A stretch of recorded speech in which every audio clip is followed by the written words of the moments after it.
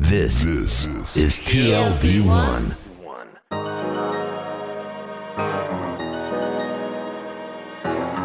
The Tel Aviv Review.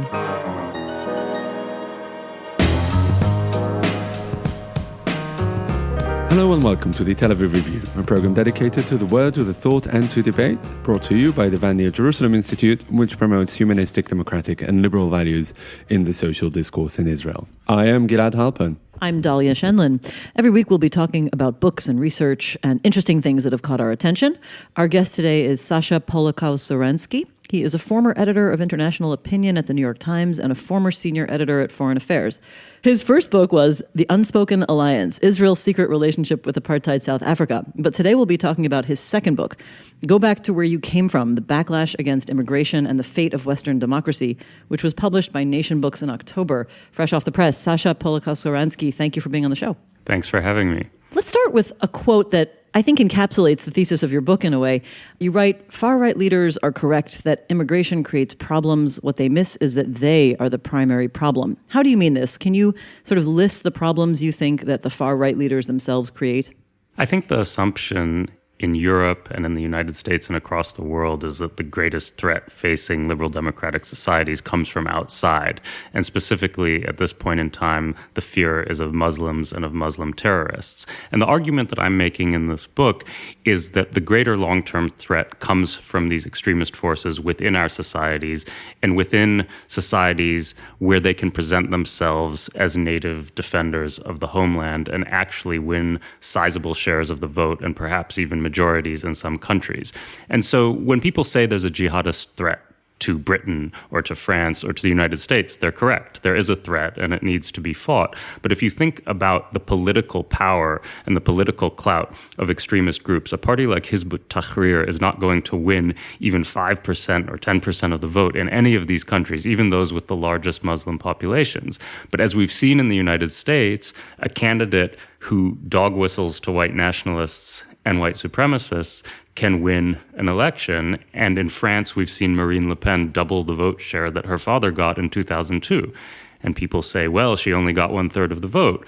But that's a sizable share of the French population that is supporting these ideas. And that's not to say that Marine Le Pen would have turned France into some sort of fascist authoritarian state overnight. But the ideas that she's putting forward are dangerous, and they're not in line with what most people would see as a vision of a liberal democratic state in Europe. But I want you to try to outline for us, if you can, what are those actual threats? I mean, we talk about the specter of Marine Le Pen, and Sure. What are the threats to democracy, really? I would say that the primary threat from parties like the Front National or the PVV in Holland or the AfD in Germany is that they're majoritarian Democrats. They're not constitutional Democrats. They're not liberal Democrats. They don't believe in checks and balances. They don't believe in independent judiciaries. They don't see much value or much reason to defend constitutional protections of minority groups and minority rights. Their vision of democracy is purely the majority wants something, the majority gets it, and if we have 50% of the vote or more, we do what we like. That's why they're always calling for referenda on every imaginable issue. They'd like to have one every week if they could, and some of these politicians have told me that. And so their vision is also an ethnically based one, and I think that when you drill down into their ideology, and this usually means talking to them rather than just reading their campaign manifestos, they're not interested in welcoming others into their society. Their notion of Frenchness, their notion of Dutchness or Danishness is very much an ethnic one. It's based on blood and lineage. And that harkens back to a very ugly form of European nationalism that we've seen in the past. And I think that in many ways, these politicians are reviving it. Okay, so this is exactly my next question. Why now? I mean, we've always had this kind of, far-right populism, nativism in Europe, and immigration also is not a new phenomenon in Europe. And it's never been that simple. It's never been a walk in the park. But over the last few years, what we're seeing is the mainstreaming of something that has been on the margin. Can you place that starting point of, of this process? When did it start moving towards the center and why? I would point to two moments. One very recent and one about 15 years ago. 9/11 changed the discourse about immigration. In Israel, the notion of threats from Muslims and from Arabs has been part of the political discourse for a long time. That wasn't the case in most European countries and in the United States until 9/11. And suddenly, the Muslim became seen as a threat, and Muslim immigrants became seen as comparable or identical to terrorists. And so I think that that discourse after 9/11 starts to emerge in Western Europe and in the United States. And you see, if you go back to 2002, 2003, a first wave of this kind of populist nationalism. And I would argue that the key proponent of that and the sort of standard bearer was the Dutch politician Pim Fortuyn, who was assassinated in 2002 by an animal rights activist, the same week that Jacques Chirac defeated Jean-Marie Le Pen in the second round of the French election. So that moment in May 2002 was, I think, the first emergence of this kind of politics. And then it was submerged for a little while. It never went away, but it waxed and waned, and it came back at certain moments. And then in 2015, it really emerges. And that's what we've seen in the last 2 years, is after the refugee crisis of the summer of 2015, and especially September, October 2015, you have over 1 million refugees, mostly Syrians, as well as some economic migrants coming from other parts of the world, streaming into Europe at a very fast rate in an alarming way that shocked many people. And suddenly these politicians like Le Pen, like Wilders, like the Danish People's Party or the leaders of the AfD in Germany, they said, see, this is what we've been warning you about all the time. And because there have been terrorist attacks at the same time, or soon afterwards, they started to conflate the refugees with terrorists. And so you had this very ugly but very politically effective argument, which essentially equated refugees who were desperately fleeing from ISIS with terrorists who were committing crimes in the name of ISIS. And that caught on politically, and it hasn't gone away.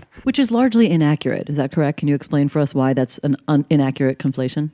Absolutely. Most of the terrorist attacks that have been committed on European soil have been committed by European citizens, French, Belgian, Dutch. They are a threat, but it's not a threat coming from Syria or from Afghanistan or from Iraq. But the argument from these far-right politicians is, if you let this Syrian refugee in, 10, 15 years from now, he'll become a terrorist. And the uglier version of that argument is that he'll become a terrorist tomorrow.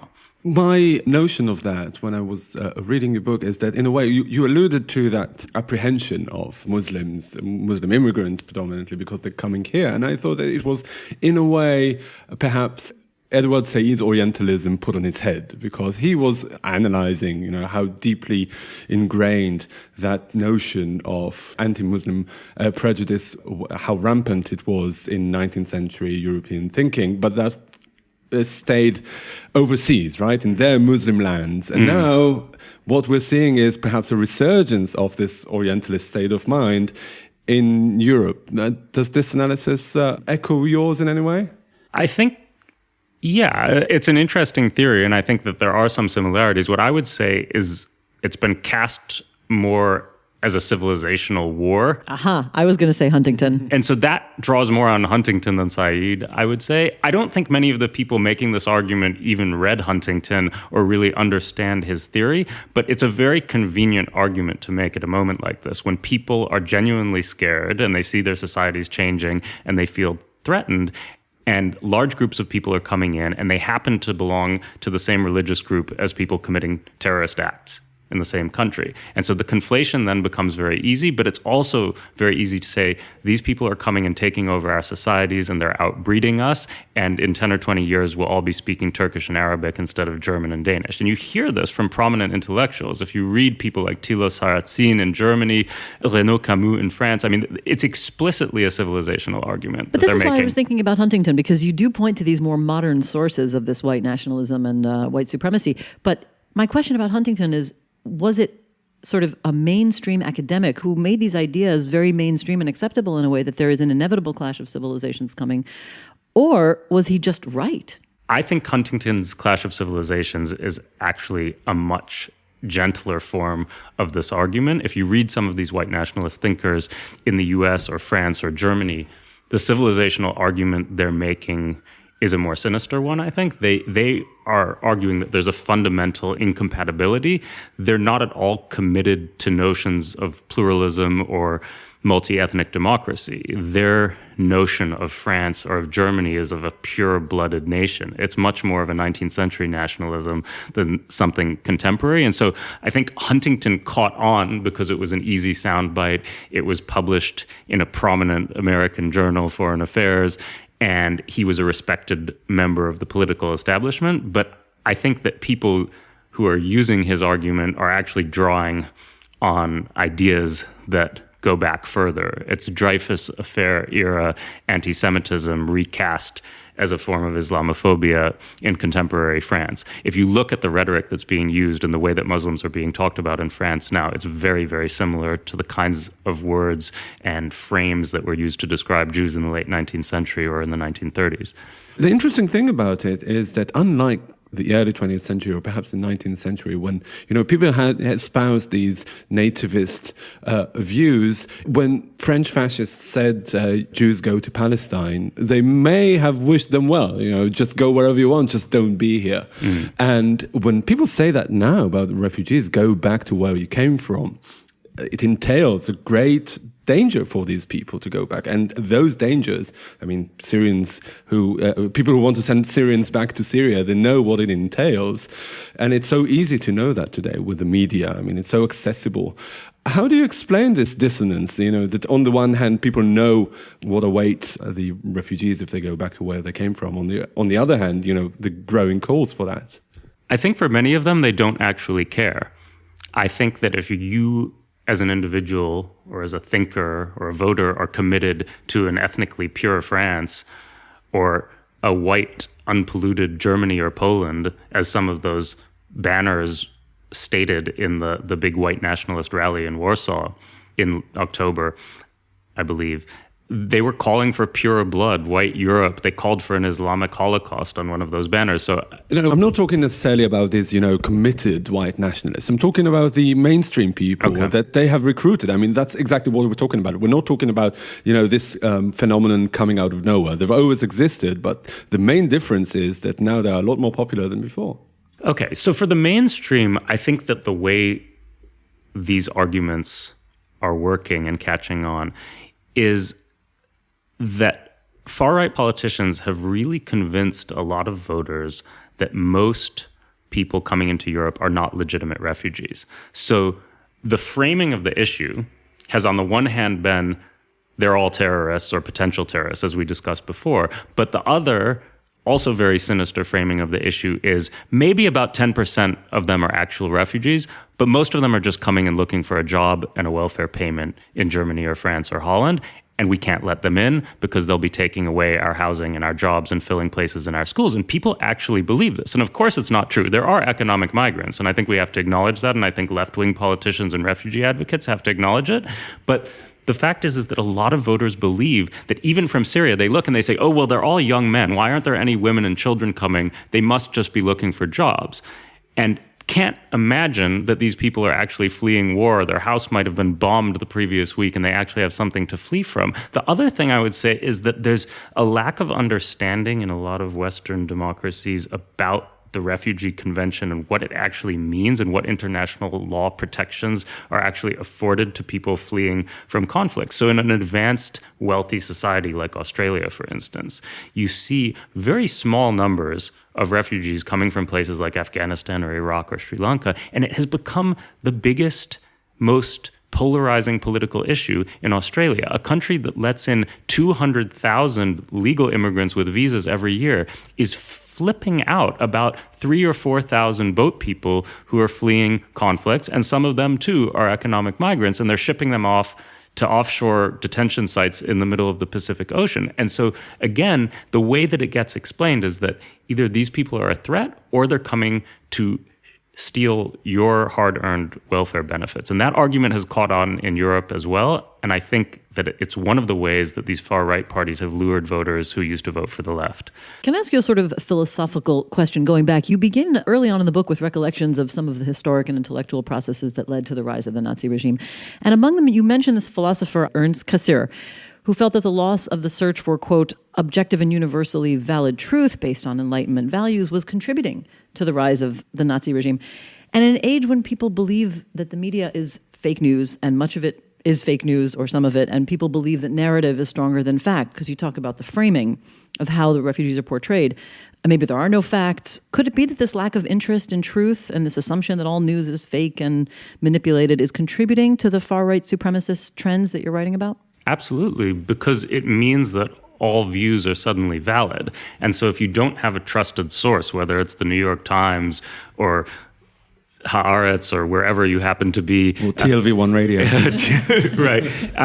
And this can be on the right, too. I mean, I'm not just talking about paper. It could be the Wall Street Journal or the Telegraph. But the fact is that so many people are getting their news from Facebook and Twitter these days. And there's plenty of interesting stuff to read on Facebook and Twitter, but there's often no way to discern what has been screened or edited or has gone through some sort of filtering process. And so people are sharing things and people are believing things that may have no basis in reality. And I think that social media has done some wonderful things for journalism, and it has also been incredibly destructive. And so I think that in a sort of post-truth era where no one quite knows what is real and what is not, and what is true and what is fake, or if it's so disputed because so many people faced with a fact will deny it or spin it in a way that depicts it as false, then there is no grounding anymore, and so people will believe whatever they see. And I think that makes it very easy. Yes. Or whatever they want. Or whatever they want. And so it's much easier for politicians to lie. Politicians have always lied, but there have been reliable and respected sources to hold them to account. And I think that those sources still exist, but not as many people are going to them. You mentioned Australia earlier, and I think that one of the strengths of the book is by not framing that problem as a specifically European or North Atlantic kind of phenomenon or problem. Yeah. The other examples in the book are Australia and South Africa. And what can you tell us about these non-European instances, and how do they, what kind of light do they shed on the European problem? It is at the end of the day the crux of the issue. So Australia and South Africa are very different cases, so I'll talk about them separately. I think Australia, some of the fear of Muslims and the way that politicians have articulated the threat is similar to what's gone on in Europe. And of course, Australia has a history of being a European colony. And so some of those same attitudes and fears exist. What's different is that it's much further away from everything. It's much harder to get to. And far fewer people are actually coming. And it's a sparsely populated, gigantic country. And so what's bizarre about this issue in Australian politics is how big a deal it has become, given all of those other facts. The other thing that happened in Australia is the center-right in 2001, 2002 managed to use this issue to marginalize a far-right nativist party. Incidentally, that party is now back and doing reasonably well in Australian politics, led by a woman named Pauline Hanson. But back in 2001, the Australian Prime Minister John Howard used a refugee crisis when a boat was coming into Australian waters and turned it away and turned it into a military operation and started this Pacific solution. And their objective was essentially to put these people out of sight and out of mind so that the Australian population wouldn't know what was happening to them. And we see the end result of that going on right now, where the offshore site in Papua New Guinea has closed down one of these prisons that is purely a creation of Australian policy, but Australia doesn't want to take responsibility for that. So I think what you have is a desire to push people away and hide them from public view, and also legal recourse and any sort of state accountability. And that is what appeals to many far-right politicians in Europe, who, before I even asked them in interviews, would bring up the Australian example and say, wouldn't it be great if we could just create an Australian solution, pay off some North African governments to create detention camps, and these people would never even set foot on European soil. So the Australian model has become a sort of fantasy for the European far-right, because they think that if they can emulate what Australia is doing and replicate it somewhere in Morocco or Tunisia or Libya, and it's already happening to some extent in Libya, then this refugee crisis will never hit the European shore. Now, in South Africa, just very briefly, it's a different case, but it is a liberal democracy, a young one that's modeled on Germany, Canada, the United States, the UK to some extent, and has an extremely liberal constitution, has sort of flaunted itself as a great model of multiracial, pluralist democracy, and yet there's this nasty xenophobic backlash among Black South Africans against immigrants from other African countries. So this is not a revival of apartheid. This is not white racism against Black foreigners. This is Black South Africans who hate Zimbabweans, who hate Mozambicans, who want to kick all of the Congolese and Nigerians out of their country. And it's nasty, and it's violent, and it's growing. And what's different about South Africa is that it hasn't been completely instrumentalized by a specific politician or political party yet, but that is a real risk. This makes me wonder, first of all, we see this is far beyond Europe and North America. There's other countries. And then even people who were the victims of these kinds of oppressive regimes become, can be xenophobic and racist themselves. It makes me want to scrap all the philosophy and all the big global trends and say maybe people are just tribal in our DNA as human beings. Confront us with people who look different and we will inevitably get upset about it. And then there's always the forces who are going to push back and say, no, we should be more liberal and open and tolerant. And that's just sort of the nature of human life. Are we really seeing something that departs from the normal processes of human interaction over the course of history? I think that this is a problem that has existed for centuries. So in some sense, yes, xenophobia is going to occur in many societies, especially if you have a rapid influx of people who speak a different language, who look different, or who come from somewhere very far away. But I think that what is particular to this moment in Europe and to some extent in other countries we've been talking about is the way that nativist politicians are exploiting it for political gain and succeeding. Because there have always been nativist politicians in various countries, and they always get some share of the vote. But at a moment like this, when you have a large number of people coming very quickly and you have fear of terrorist attacks and you have competition for jobs and school places and all of these other things, it becomes very, very fraught. And what's happened is that these politicians have come into that space and they've sort of seized this political terrain and they said, well, no one else is talking about this. We're going to talk about what you're talking about around the dinner table that you're afraid to say in polite company, and we're going to tell it like it is, essentially. But I still want to ask if maybe we are looking at this threat of the white supremacists and the nativists and the populists, maybe are we possibly over-exaggerating the trend? Because if you think about all the examples of where we have seen a rise, there's also counterexamples. I mean, in Austria, we had a Green Party candidate who won the presidential election. The Freedom Party came in third. It did well, but it didn't come in first.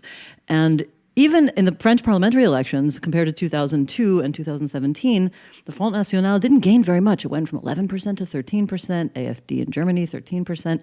We're still looking at the vast majority who do not vote for those parties. So I know there's a rise, but should we put it into perspective? I don't think it's going away. I think you're right that there have been some forces who have pushed back. I think France is a good example of this in that Macron was very forceful in the way that he spoke to Le Pen on national television in the final presidential debate, calling her the high priestess of fear and saying that we should not succumb to fear. So he was explicitly pointing to the way that she was using campaign rhetoric to scare people and to foment this fear of Muslims. But you talk about the French legislative elections. I think that the Front National's weak showing in the legislative elections has more to do with the party's disorganization and inability to field local candidates at that level than with their actual lack of popularity. I would counter that by saying, look at the center-right in France now. The leader of the Les Républicains party, Wauquiez, is appropriating a lot of Le Pen's rhetoric. He often sounds... As is Kurz, of course, in Austria. Yes. And so what I would say is the real threat is when centrists cave in to the far right and start to adopt their agenda. And if you talk to some of these populist politicians and their followers, a lot of them will say, we don't need to win a majority. We don't even need to be in a coalition. If we win 13% of the vote, 20% of the vote, and we are able to influence policy because people are afraid of losing further votes to us, we've won. And they really see it as a victory when their ideas become the center of political debate. And that's what's happened in Germany and Denmark and France in the last 10 years. I have to say it's fascinating because so much of politics is driven by the desire to win, just to win. And there's been a lot of criticism of the whole, campaign, the influence of campaigns making parties just out for the victory rather than actually forging a clear ideology. But what you're saying is that these parties care much more about their actual ideas influencing society than they actually do about winning. Absolutely. They've driven the entire debate to the right, and they're very conscious of this. I interviewed Alexander Gauland, the co-leader of the AfD, about a year before this recent German election, and he said, we've changed the debate. He didn't know at that point they were going to get 13%. He hoped for a number in that range. He wasn't even the official co-leader of the party then, but he said, this is what we've done. We've changed the entire debate. You have people on the left now who are making very similar arguments to what we've been saying for the last few years. I heard the same thing from supporters of Geert Wilders, including a prominent Jewish supporter of Geert Wilders, saying, we've been saying this stuff for 10 or 15 years, and now mainstream politicians are saying it. Our work is done, regardless of how we do in the election. But also, again, coming to putting it in perspective, the rise in support of AfD and, as you say, this gradual trickling of their ideas into mainstream discourse came in the wake of Angela Merkel effectively throwing open the gates of Germany to how many? 1 million refugees? So what I'm saying is, are we not seeing a clash between two rather powerful forces? And at the end of the day, the one that still, is the foundational forces of liberal democracy, haven't lost yet? They haven't lost yet, absolutely. And I want to be very clear that in the book, I'm not arguing that those forces of liberal democracy have lost or even that they're going to lose tomorrow. What I'm saying is that there is a trend, and it's a worrying trend. And what I really fear is the next refugee crisis. In the scheme of things, the Syrian refugee crisis, as experienced by European countries, was not that massive. If you look at how many refugees from Syria went to Jordan or Lebanon or Turkey versus Germany, for instance, the difference is huge. Those countries have absorbed huge numbers and could in the future themselves face a real crisis based on the presence of refugees. And there are many people in Turkey who are afraid of that becoming a political firestorm in the coming years if it's exploited by politicians. So what I would say is that the next crisis could make this problem much worse. Imagine if there's a drought in Egypt or Pakistan, or if Bangladesh goes underwater due to climate change. These are all things that could happen in the next 10 or 15 years if current trends continue. And then you have a very populous country like Egypt that's near Europe that will have huge numbers of people fleeing for their livelihoods or for their lives. If Bangladesh goes underwater, it's one of the most populous countries in the world. There are many Bangladeshi immigrants in Britain and other European countries. People are going to flee and try to reconnect with their families or just find a safe place to live. That is when we could really see this take off. If it's on a much larger scale, and I see those sorts of crises happening in the not too distant future. And I think in the Trump era, there will be an emboldening of these powers when that next wave comes. That's also another point. Absolutely. Yeah. It's very easy. They've learned from these last election cycles that it's very easy to exploit these fears. I want to ask one last question. I think this term, the clash of civilizations, really was a great soundbite. But maybe the true clash of civilizations is really between the people who would prefer open, liberal democratic protections in society and the tribalist, nativist, nationalist, supremacist forces of any country. Absolutely. I would agree with you. I think that there is a clash, and that this is what it boils down to in a lot of these places. And what I find so disheartening is when mainstream intellectuals in countries like Britain and France, and even Jewish intellectuals, especially in France, go along with this far-right agenda that is essentially appropriating very toxic rhetoric from an earlier era that's anti-liberal and anti-democratic, and using it against a group of foreigners who are coming into the country. And I think that going forward, what the left needs to do is to differentiate between those on the right who say, perhaps 1 million people was too much. Merkel shouldn't have let in so many, or maybe she shouldn't have let them in so quickly. But we're committed to a multi-ethnic Germany. We're committed to a liberal democratic state. And you actually hear this in the rhetoric of some of Merkel's detractors within her own party. I interviewed some of the politicians who were absolutely opposed to the refugee policy in internal debates in the CDU. But they went along with their leader. And now they say, well, it may not benefit our economy for 10 or 15 or even 20 years, but they're here. So let's do our best to integrate them, help them get jobs, help them learn German, help them get a good education. And perhaps down the line, it will benefit us. We can't just send them home. That is a commitment to liberal democratic values, regardless of what they think about refugee policy. On the other side, you have these intellectuals who are saying Germany is endangered because it's being taken over by Muslims. Our culture will be gone. Our language will be gone. You have these French intellectuals who are saying France will never be the same. They are not committed to the idea of pluralism or multi-ethnic democracy. And that is the real clash. And I think that for people on the left who are upset about backlash, it's very important to differentiate between those two groups, because you can have a debate with the first one, you can't with the second. All right, Sasha Polakow-Suransky, you're the author of the new book, Go Back to Where You Came From, The Backlash Against Immigration and the Fate of Western Democracy. Thank you very much for coming on our show today. Thanks so much for having me. And also big thanks to Gizem Ozdemir, our sound engineer, to Itai Shelem, our producer, and to the Van Leer Institute for their generous support. We would also like to thank Peter Frey and Carrie Shapiro and the Romay Foundation, who made a very generous contribution to the Tel Aviv Review. You too can help us survive by contributing to our new Patreon campaign. Chip in even small amounts, and you can choose from a range of fabulous gifts. Just go to our website, www.telavivreview.org, and click donate. You'll also be part of our quest for depth, truth and learning. In the meantime, don't forget to check our archive. There are more than 400 interviews to keep you busy, entertained and hopefully annoyed. Like us on Facebook. Our page is called the Tel Aviv Review Podcast, Ideas from Israel. And follow me and Dali on Twitter. Join us again next week for another edition of the Tel Aviv Review. And until then, goodbye.